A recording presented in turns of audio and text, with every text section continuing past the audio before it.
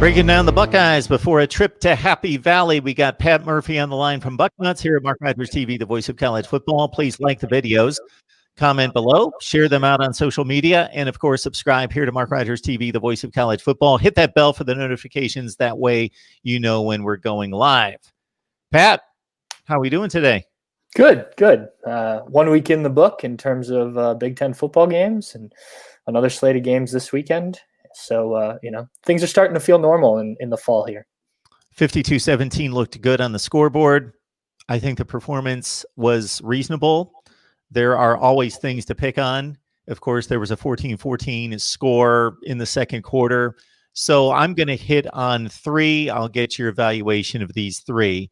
I'm going to hit what I thought was the most potentially concerning, and that would be that the Buckeyes have a deep stable of running backs, and they're talented guys.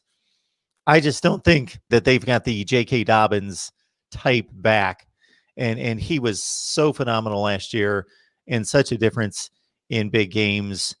And I just don't see between Master Teague and Trey Sermon, a lot of people would like to see a little bit more of Steel Chambers, that guy emerging as just an explosive back. I'm going to give you a few different answers here. I'm going to give you what the coaches and players said, and then give you kind of my thoughts on the situation as it pertains to this year.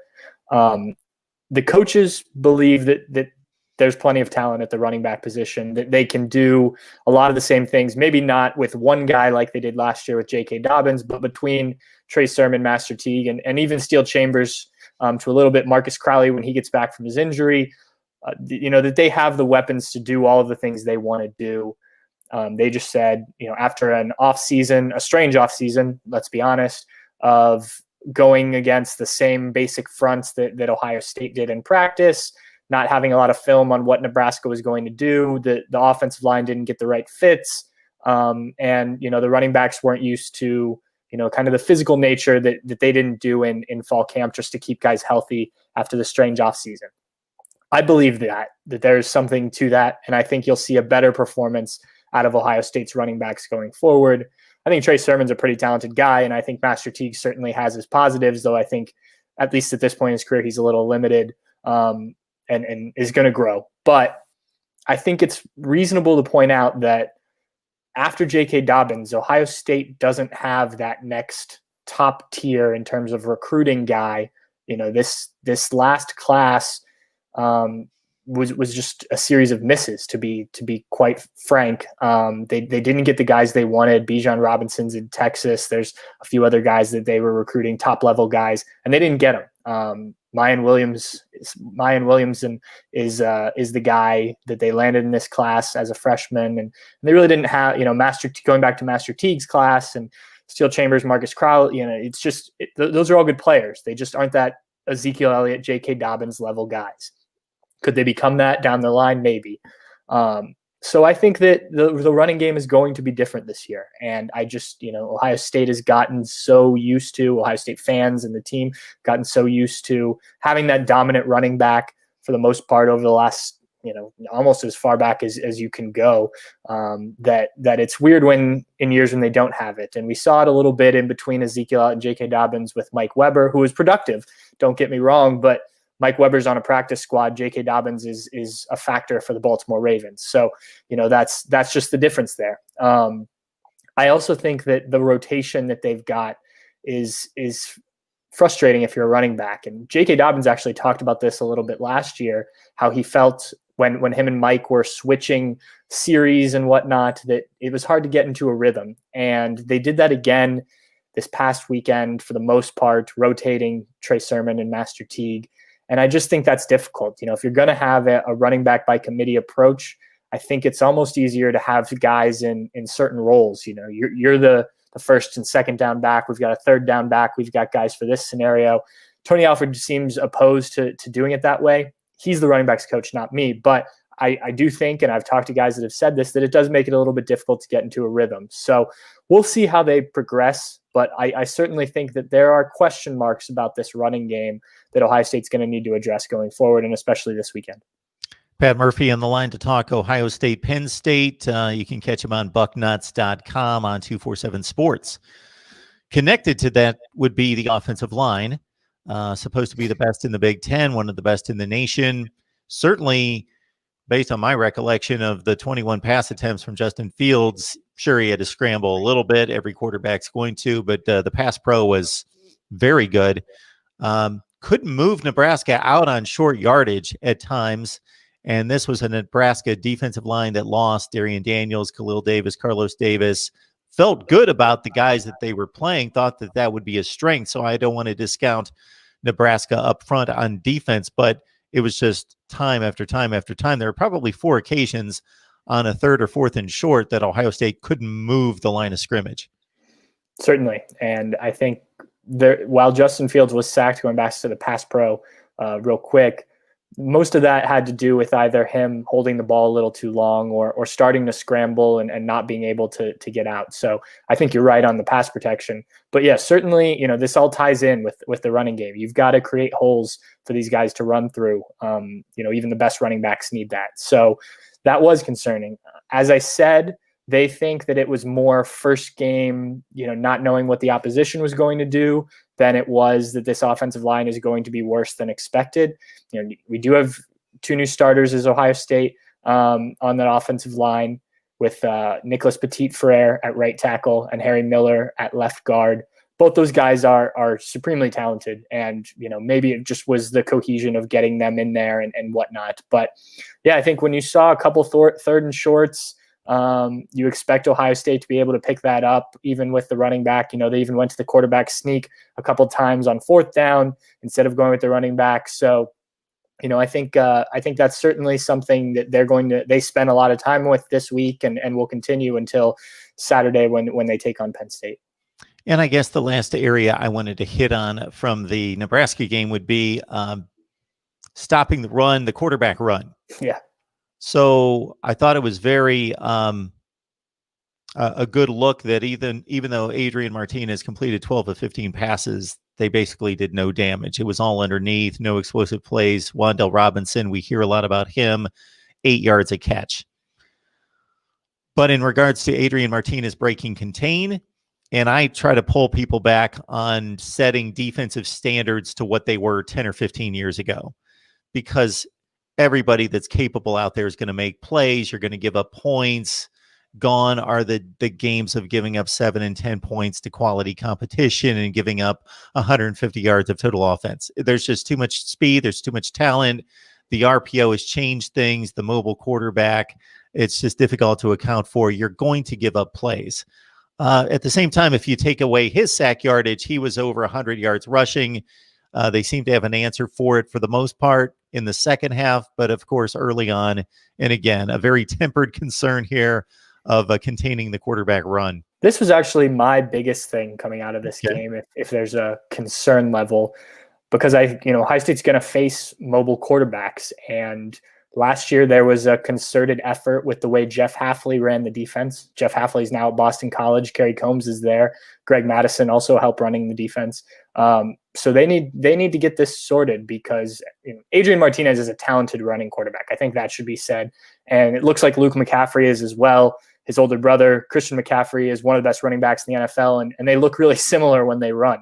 So, 2 talented guys, I think, first of all. But some of those runs just had me alarmed, and Ohio State didn't have its full complement of interior defensive linemen. Teron Vincent didn't play in the game. Haskell Garrett was just coming back from the gunshot wound from 2 months ago. So maybe some of it's that, but they need to be better disciplined in containing these guys. You do mention that they got a handful of sacks in there, a few sacks in there. When they got to them, it was great. It was just when they didn't that they were able to make plays, design quarterback runs, and teams that have mobile quarterbacks are going to see that and continue to try and scheme things up against Ohio State. So, we touched on the offensive line, the running game. I think those things are all fixable.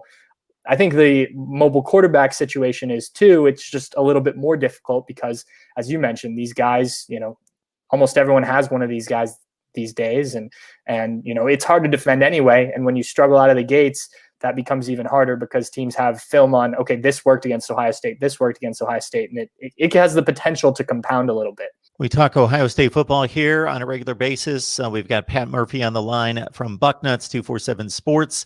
The Buckeyes at Penn State, of course, in the much anticipated matchup, probably the biggest game, at least as we projected things in the offseason in the Big Ten this season. So what happened in Columbus, Pat, there are a few little nuances that we could talk about, but generally on script, 52-17, beat Nebraska by 5 touchdowns. It looked better maybe on the scoreboard than it actually was if you break down the yards per play, but a convincing win as expected. What happened in Minneapolis and what happened in Bloomington, though, changed the narrative to a certain extent in the Big Ten. The Michigan result to a lesser degree, just because they did win as a favorite in more convincing fashion than most would have expected, but Minnesota may not be the 11-2 team that we saw last year and probably aren't. So good win for Michigan. We'll see if they can continue to build on that. If we go to Bloomington, Penn State outplayed Indiana, but that doesn't matter. They made the mistakes, made the stupid plays, made the bad clock management decisions late, and they come away with a upset loss that changes the trajectory of what everyone expected in the Big Ten, which was Ohio State, Penn State's the game of the year. And even if Penn State loses that game in respectable fashion, they're a prime college football playoff contender at 8-1. Well, that's not going to happen now unless they pull off the big upset as a near 20-point underdog at home against the Buckeyes. So your takeaways from Penn State, and then I'll certainly add to it. I thought that was a very interesting game. I had it on while I was finishing working after we got done with the Ohio State post game, and then rewatched it this week. You know, it looks like one of those games that was going to be close, and eventually Penn State would pull away. And, you mentioned statistically 488 yards for Penn State, 211 for Indiana. That alone should be a win for Penn State. But, mistakes, turnovers, silly penalties, things like that cost the Nittany Lions. And maybe, you can argue that the 2-point conversion at the end, I think that's too close to become a talking point, really.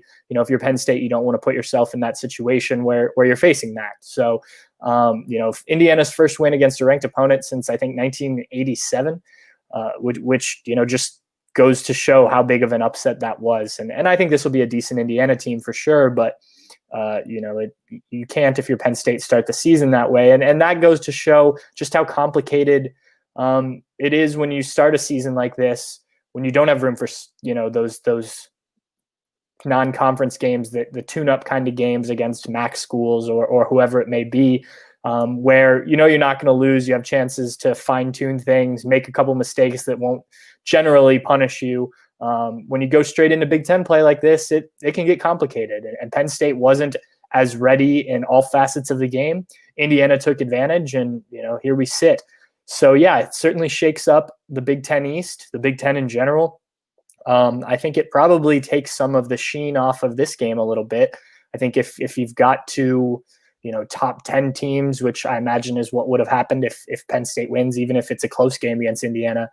The whole country wants to tune in to see that. I still think people will watch this game, but, it just doesn't have that big, it's still a big game feel. It's still the primetime game on ABC, but, it lost some of its luster, I think. And now Penn State is, thinking we have to win this game in order to stay in the race for the Big Ten East. Ohio State can't have a letdown here, despite the fact that Penn State is a little banged up and, 0-1.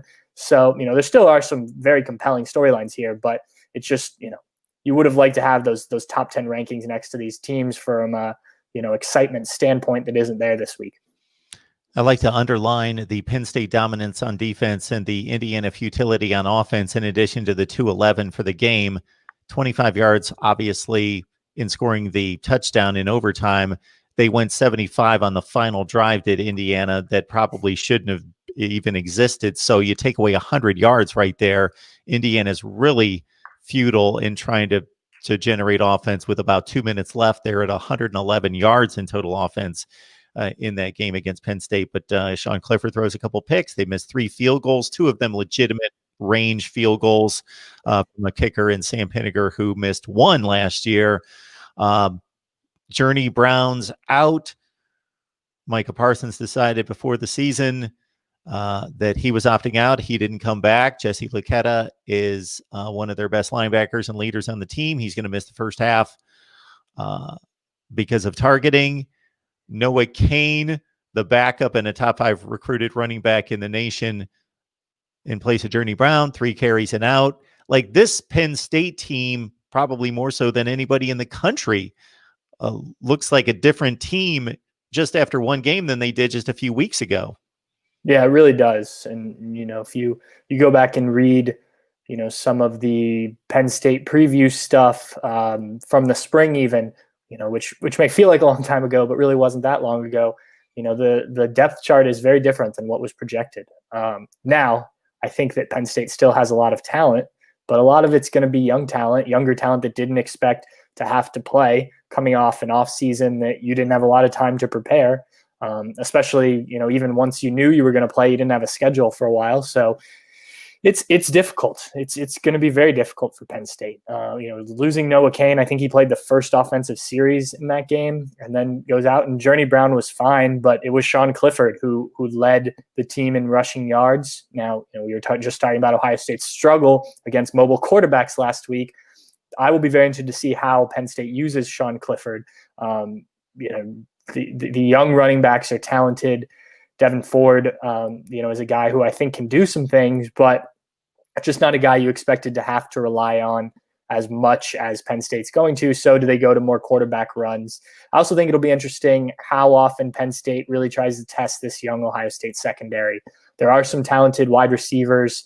Obviously, Pat Freiermuth is the supremely talented tight end that Penn State uses so well in the passing game. Ohio State wasn't really tested. A young secondary, Sean Wade's the only returning starter at cornerback, and even he's moving from the inside slot corner to the outside number 1 position. But you've got 3 new guys playing in there, 4 sometimes, as they rotate their safeties a little bit. So we didn't get to see a ton from them. As you mentioned, Nebraska, I think, only threw it 20 times, and most of those were short, close to line of scrimmage attempts. So if Penn State's going to take some shots, and I expect they will, it'll be interesting to see how the Seven Banks, Cameron Brown, Marcus Williamson, who's a senior but hasn't played a ton in that slot corner position, how they handle that, and then obviously the safeties on the back end. So, yes, Penn State is down some guys, but I think they still have ways to hurt Ohio State, if they're able to execute. Jahan Dotson would be the biggest threat in terms of explosive plays down the field. He caught what should have been a 60-yard touchdown pass to win the game when Clifford broke contain and they just lost him in coverage. But other than that, 3 catches, 34 yards. So take that for what it's worth. One big play, but generally shut down by Indiana. And again, I don't view Sean Clifford as Michael Vick, but 119 yards. I never looked at him in any game like that, and I've seen him play 5 or 6 times last year. Did he ever strike me as the guy that was going to burn a defense like that? So maybe that speaks more to safety and linebacker, lack of tackling and whiffing in the secondary that I saw time and time again for the Hoosiers. All right, Pat Murphy on the line from Bucknuts 247 Sports. Ohio State at Penn State. A little luster taken off the matchup considering Penn State's loss, but still a huge one in the Big Ten. And of course, the Buckeyes want to be perfect this year, and this looks to be the biggest challenge before a possible Michigan team that's surging. Is there any, you hear from Buckeye fans on a daily basis. Did that score in Minneapolis and beyond the score, the Joe Milton performance, running the ball down Minnesota's throats, so forth and so on, containing a high-powered Minnesota offense and passing game, did that catch anybody's attention? It certainly did. I think anyone in the Big Ten probably took notice of what Michigan was able to do. I think this looked one of the most Michigan-like, or what people expected Michigan to look like under Jim Harbaugh, games since he's been there. And as you said off the top, we'll see what Minnesota is coming off 11 wins. That's hard to replicate. And again, first game of the season, you're against a top-level Big Ten team at home without a crowd. So I think that there were certainly factors there. I think Minnesota probably takes a little bit of a step back this year anyway, but I think it's still a solid win for Michigan on the road. As for the reaction in Columbus, I think people recognized, okay, good for Michigan. They did what they were supposed to do, and probably then some. I think they want to see, Buckeye fans want to see it more. I think before the nerves turn up for that game in December now, you start to get worried about what Michigan could bring to Columbus that final weekend of the regular season. I think they want to see it, week in and week out. There have been bits and pieces throughout the Harbaugh era where Michigan's looked good. It just needs to be more consistent. And, in terms of Joe Milton, he looked like the real deal. And, they've really talked him up in Ann Arbor. I think that was a good performance from him, not only from a confidence standpoint, but, to show that he may be that guy. I think they said on the broadcast, the first starting quarterback that Jim Harbaugh has recruited at Michigan, which is crazy for me to think about because he was supposed to be this quarterback guy coming in. But I thought Michigan looked good. I thought that was the Michigan team I expected to see for the last few years. But I'm not sure Buckeye fans are worried yet. I think they want to see it more consistently throughout the season before the meter ramps up. If you like what we deliver here at Mark Rogers TV, the voice of college football, then hit the like button. Also subscribe and hit that bell for the notifications. Pat Murphy from Bucknuts breaking down the Buckeyes. All right, Pat, I know you got to work the game, but enjoy it otherwise. Thank you. I appreciate it.